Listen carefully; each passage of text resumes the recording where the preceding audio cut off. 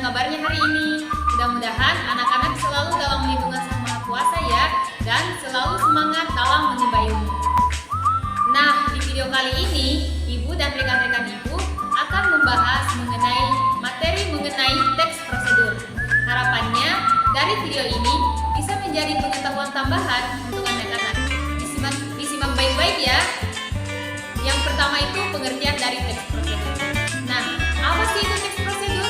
Jadi, teks prosedur merupakan teks yang berisi cara untuk membuat atau melakukan sesuatu dengan langkah-langkah yang tepat secara berurutan sehingga menghasilkan suatu tujuan yang diinginkan. Teks prosedur biasanya terdapat pada tulisan yang mengandung cara, tips, atau tutorial melakukan langkah-langkah tertentu. Yang kedua, tujuan teks prosedur. Teks prosedur bertujuan untuk memberikan informasi kepada pembaca atau pendengar agar mengikuti langkah atau perintah dari isi teks dengan tujuan akhirnya bisa sesuai dengan keinginan pembaca dan kemudian menjelaskan bagaimana kegiatan harus dilakukan agar pembaca dapat secara tepat dan akurat mengikuti sebuah proses membuat sesuatu, melakukan sesuatu pekerjaan atau menggunakan suatu alat.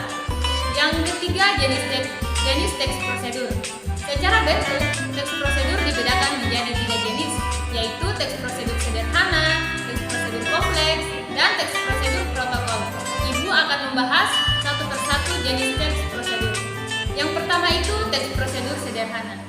Teks prosedur sederhana merupakan panduan jenis teks yang berisi langkah atau cara yang dilakukan untuk melakukan suatu operasi secara sederhana. Dalam teks prosedur sederhana, terdapat langkah-langkah yang harus diambil, batasan materi atau tindakan yang diambil, dan langkah-langkah yang dijelaskan secara berurutan. Yang kedua itu teks prosedur kompleks.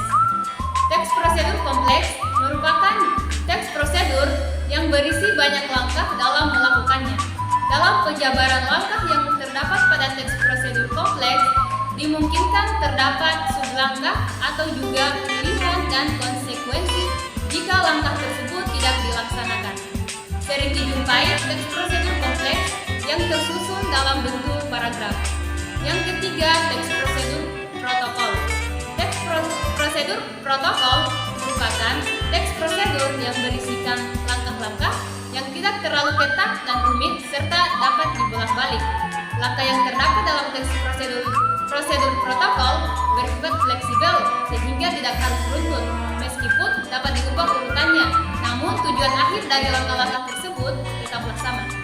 Nah, selanjutnya untuk materi selanjutnya saya serahkan kepada rekan saya. Baik, selanjutnya Ibu akan menjelaskan materi mengenai ciri-ciri dan struktur teks prosedur. Teks prosedur memiliki beberapa ciri khususnya yang membedakannya dengan jenis teks yang lain. Di antaranya sebagai berikut.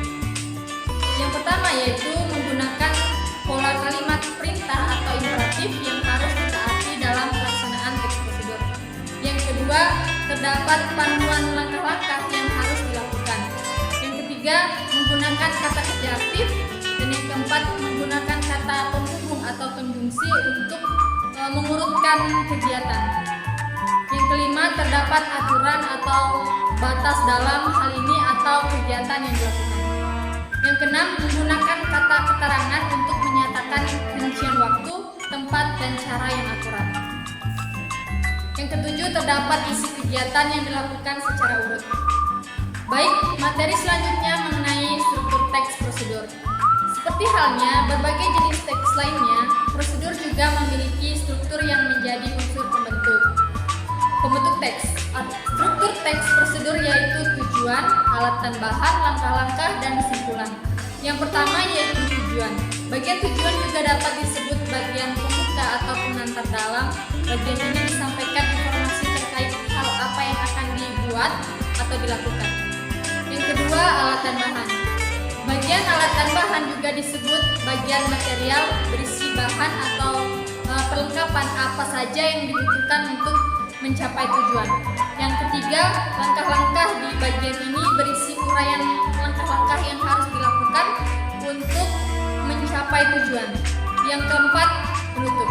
Bagian terakhir adalah simpulan, berisi penegasan ulang atas tujuan yang telah diharapkan. Bagian ini bersifat opsional, yang berarti dalam teks prosedur boleh ada atau tidak disertakan.